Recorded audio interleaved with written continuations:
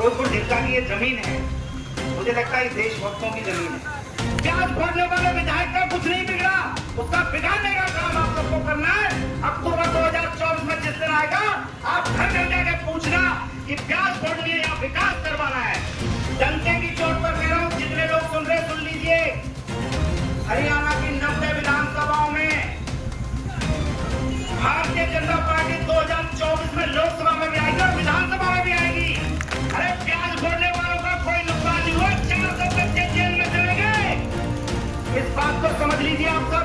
सबसे निवेदन करता हूँ, बहुत गर्व से अपने पीछे लगाइए कि मैं मेवाती हूँ। बहुत गर्व से कहिए मैं राजा हसनका का वंशज हूँ, मैं दादा पहाड़ का वंशज हूँ, मैं दादा करीम का वंशज हूँ। सम्मान करें। ये फूल फाल मत बांधो, मैं मेवातियों को अच्छी तरह समझ गया हूँ। ये अच्छे से कटलू काट दें। मैं इसलिए आपको कह रहा था कि ये मेवाती बहुत बढ़िया आदमी होते हैं। वो इसलिए अच्छे होते हैं क्योंकि ये कोल्ड ड्रिंक पे भी चाय पिला देते हैं। और आप सब कौन है? और मैं कल कहीं बैठा था तो फिरोजपुर झिरका की ये जमीन है, मुझे लगता है देशभक्तों की जमीन है। मैं भी पूछ रहा था ये लाल कुआं क्या है, तो उनको नहीं पता था, लेकिन मैं भी पता करूंगा कि जब 1947 में भारत का विभाजन हुआ तो कुछ बहुत सारे लोग मेवात के गए, लेकिन आप सबको पता होगा क्योंकि आप मुझसे ज्यादा ज्ञानवर्धक लोग हैं, उसमें से बहुत सारे 52 के आसपास 3-4 साल 5 साल बाद रहने के बाद 52 में कुछ लोग लौट के आए, वो फिरोजपुर झिरका रहने आए थे। आप सबकी जानकारी में होगी ऐसा क्या हुआ 5 साल में कि पाकिस्तान में रहने के बाद वो सब लोग यहाँ आ गए। तो अलग अलग लोग उसमें लिखते हैं, अलग अलग लोग अपनी कहानियां सुनाते हैं कि वहाँ काला पहाड़ नहीं दिखा, वहाँ वो तहजीब नहीं मिली, वहाँ ऐसे लोग नहीं मिले, वो सांझी विरासत नहीं मिली, वो राजा हसनका नहीं मिला, वो दादा पहाड़ नहीं मिला। ऐसे सब लोग वहाँ गुम थे, इसलिए वहाँ से वो लोग आ गए। ऐसे वतन प्रस्त की धरती को मैं प्रणाम करता हूँ और मैं आजाद भाई का बहुत स्वागत करता हूँ। मैं जब आया था, मेरा पहला परिचय लगभग 2-3 महीने पहले, वो मेरे बिरादरी के दोस्त हैं, उन्होंने मेरे कान में डाला कि एक साथी हैं और वो डिप्टी स्पीकर रहे। मैं जानता नहीं था ये सच्चाई है। उन्होंने कहा कि भाई वो आना चाहते हैं, तो मैंने सीएम साहब को एक SMS लिखा कि ऐसे ऐसे हमारे पूर्व डिप्टी साहब आना चाहते हैं। तो सीएम साहब ने बुलाया, एटलीस्ट आप शामिल हो गए। सर मैं एक चीज जरूर कहूंगा कि भारतीय जनता पार्टी एक ऐसी पार्टी, एक राष्ट्रभक्तों की पार्टी है और मैं दावे के साथ कह रहा हूं आप सबको, क्या हिंदू मुसलमान का मुझे विषय नहीं आता, ना माननीय मुख्यमंत्री को समझ में आती है चीजें। हमारा चश्मा एक है, उसमें आर पार दिखता है, उसमें इंसानियत सबसे ऊपर है। और मैं दावे के साथ कह रहा हूं, डंके की चोट पर कह रहा हूं, जितने लोग सुन रहे सुन लीजिए। हरियाणा की 90 विधानसभाओं में भारतीय जनता पार्टी 2024 में लोकसभा में भी आएगी और विधानसभा में भी आएगी और डंके की चोट पर आएगी। मेरा प्रश्न आप सबसे है कि क्या 3 सीटें मेवात भारतीय जनता पार्टी को देगा या नहीं देगा? ये कलंक आप तब तक लेंगे कि हिंदू मुसलमान में बट गए। मैं घासेटा गांव में गया, वो घासेटा गांव में जाते कह रहा था, भैया बीजेपी को वोट दोगे? हाँ जी। अरे भैया ऐसा ना हो तुम्हारे निगाह टूट जाए। ये पिछले साल चला और मैं आप सबको दुत्कार रहा हूं, मैं आप सबको गुस्सा हूं कि ऐसा कौन सी बात थी 31 तारीख को घटना हो गई। अरे प्याज फोड़ने वालों का कोई नुकसान नहीं हुआ, 400 बच्चे जेल में चले गए। इस बात को समझ लीजिए आप सब। उनका भविष्य खराब हो गया। उस प्याज फोड़ने वाले विधायक का कुछ नहीं बिगड़ा, उसका बिगाड़ने का काम आप सबको करना है। अक्टूबर 2024 में जिस दिन आएगा, आप घर घर जाके पूछना कि प्याज फोड़नी है या विकास करवाना है। ये आप सबको तय करना है। नरेंद्र मोदी ने, आप नरेंद्र मोदी को एंटी मोदी कहते हो, एंटी मुस्लिम विरोधी कहते हो। अरे उसका शुक्र मानिए यदि मुंबई दिल्ली हाईवे में यदि कट मिला, और मैं दावे के साथ कह रहा हूं, डंके की चोट पर कह रहा हूं आप सबको, यदि यदि भारत के इतिहास में, मेवात के इतिहास में यदि सबसे ज्यादा विकास किसी ने किया है तो सिर्फ प्रधानमंत्री नरेंद्र मोदी और माननीय मुख्यमंत्री श्री मनोहर लाल जी हैं। अरे आप सबने नहीं मांगा। मैं भी भाई को एक बात कह रहा था, डिप्टी साहब को, मैं आया, उन्होंने चाय पी, मैंने उनको बताया कि 9 तारीख को माननीय मुख्यमंत्री जी आ रहे हैं राजा हसन खां के कार्यक्रम में। मैं आपको दिल से सलाम करता हूं सर, आपने जो बात करा, आप सबके सामने खुलासा कर रहा हूं, इन्होंने जो बात कही वो बहुत अच्छी लगी और मैं दिल से आपको दुआ देता हूं और भगवान सलाम आपको ठीक रखे और भगवान आपको और तरक्की दे। इन्होंने कहा, मुकेश जी क्या यूनिवर्सिटी भी दिलवा सकते हो क्या? ये बड़ा दिल इन्होंने जो दिखाया है, मैंने उनको एक आश्वासन दिया कि मैं क्यों मांगू जी, मैं तो बल्लौड़ फरीदाबाद का रहने वाला हूं। भगवान आपको अक्टूबर 2014 में विधानसभा भेजे, आप अपनी कलम से लिखवाइए और यहाँ यूनिवर्सिटी आनी चाहिए।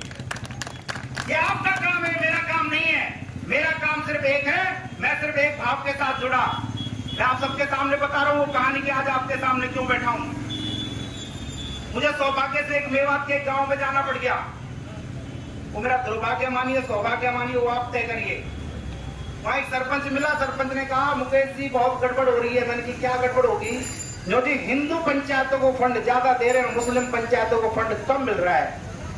मैंने कहा ऐसा हो नहीं सकता, लेकिन हुआ है तो मैं चेक करवाता हूँ। मैंने 2 मिनट बाद ही डी साहब को फोन किया, उन्होंने मुझे सारा रिकॉर्ड भेजा। मैंने उसको कहा कि सरपंच साहब, आपकी जो जनसंख्या है 2031 के अनुसार, 11 के अनुसार 1550 है, पीपीआईडी के अनुसार 1800 है, और भैया 1,54,554 इंटू 4 यानी लगभग 5 लाख रुपए इस साल आपके आए हैं। छोटा सा गांव है। जी सर। मन की तीसरी बात सुन ले कि तूने कौन सी गली खा गया और कौन सी गली नहीं बनाई तूने, वो मैं तुझे बताने वाला हूं। तो वो कहता है सर अब मत बताओ। तो वो हिंदू मुसलमान चला गया। ये हिंदू मुसलमान नहीं है, वो हमारे गांव में एक बंगला है, अंधेरे में रहता है। वहाँ जब हम छोटे छोटे थे तो कहते थे भाई वहां मत जाओ। तो जी वहां क्यों ना जाए? तो जी ये भूत बंगला है। तो हम थोड़ा गए, वहाँ देखा भूत बंगला है क्या? भूत बंगला नहीं, तो वहां सुलपा पी रहे थे। तो निश्चित रूप से आप समझ लीजिए कि मेवात को भूत बंगला बना दिया इन कांग्रेस ने, जिनको आपने वोट दी। अरे आपको दुत्कारना चाहिए और कांग्रेस को पूछना चाहिए कॉलर पकड़ के कि 2014 से पहले मात्र 22 स्कूल हुआ करते थे, मनोहर लाल 170 स्कूल दे गया। उसके क्या एंटी मुस्लिम हो गया क्या वो? अरे 3 कॉलेज हुआ करते थे 2014 से पहले, मनोहर लाल 6 कॉलेज कर दिया। अरे मालव कॉलेज पॉलिटेक्निक किसने दिया? हमने दिया। ये कट किसने दिया? हमने दिया। फिरोजपुर झिरका में 263 करोड़ रुपए का पानी यदि किसी ने दिया तो मनोहर लाल ने दिया। तो ये सब समझने की जरूरत है। और मैं सब जितने भी यहाँ हमारे अग्रवाल बंधु बैठे, मैं उन सबसे निवेदन कर रहा हूँ, करबद्ध निवेदन कर रहा हूँ। याद रखिए मेरे अग्रवाल बंधुओं, समाज का निर्माण आप सबको करना है। महाराजा अग्रसेन ने 1-1 रुपए इकट्ठा करके समाज का निर्माण किया था। मेरा आप सबसे करबद्ध निवेदन है कि आप उस साझी विरासत को समझाने का प्रयास करिए। आपके यहाँ लोग आते हैं, उनको बताइए कि इस हिंदू मुसलमान में कुछ नहीं रखा है, सिर्फ एक चीज में रखा है, वो विकास में रखा है। और विकास सिर्फ प्रधानमंत्री श्री नरेंद्र मोदी और मुख्यमंत्री श्री मनोहर लाल जी के कदमों में चल रहा है।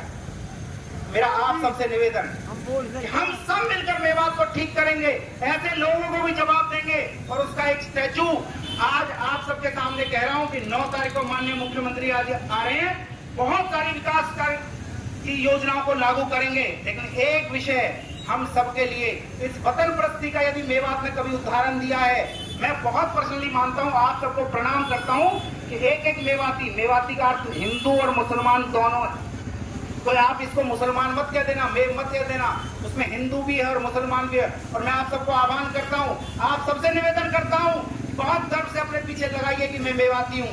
बहुत गर्व से कहिए मैं राजा हसन खां का वंशज हूं, मैं दादा बहार का वंशज हूं, मैं दादा करीम का वंशज हूं।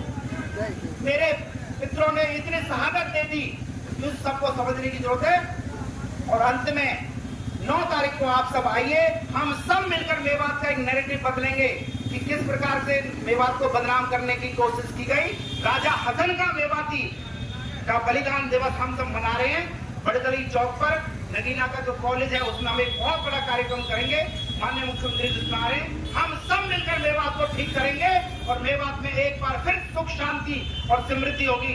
और अंत में आप सबको एक बात जरूर कहूंगा, बहुत छोटी सी बात है, सब समझते हैं कि भैया जहाँ कलेश होता है वहाँ लक्ष्मी जी नहीं आती, और जहाँ सुख शांति समृद्धि होगी वहाँ निश्चित रूप से लक्ष्मी आएगी। और वो जब लक्ष्मी आएगी ना, तो वो हिंदू के घर में भी जाएगी, वो मुस्लिम के घर में भी जाएगी। यदि यहाँ कॉलेज खोलेगा, उस विधायक को पूछ लेना कि कितने कॉलेजों के बारे में विधानसभा में बात उठाई, कब कब आपने पानी की बात उठाई, कब स्कूलों के लिए बात कही। प्याज फोड़ने से काम नहीं चलेगा, प्याज फोड़ने से विषय नहीं बनेगा, विषय बनेगा यहाँ कॉलेज स्कूल रोजगार देने से। और मैं कहता हूँ कि ऐसे लोगों को आप सब जवाब दीजिए, ठीक से टका के जवाब दीजिए। दो विषय आपके सामने और अंत में कह रहा हूँ, मई में एक तारीख आएगी और फिर अक्टूबर के आसपास एक तारीख आएगी। आप दोनों तारीख में मेरा आप सबसे करबद्ध निवेदन है कि एक बार मैं आपको अपना, आप मुझे बेटा मानिए, भाई मानिए, जो मैं सिर्फ एक निवेदन कर रहा हूँ। पिछले 1.5-2 महीने से यहाँ घूम रहा हूँ, 2.5 साल से यहाँ लगभग हर चीज देख रहा हूँ।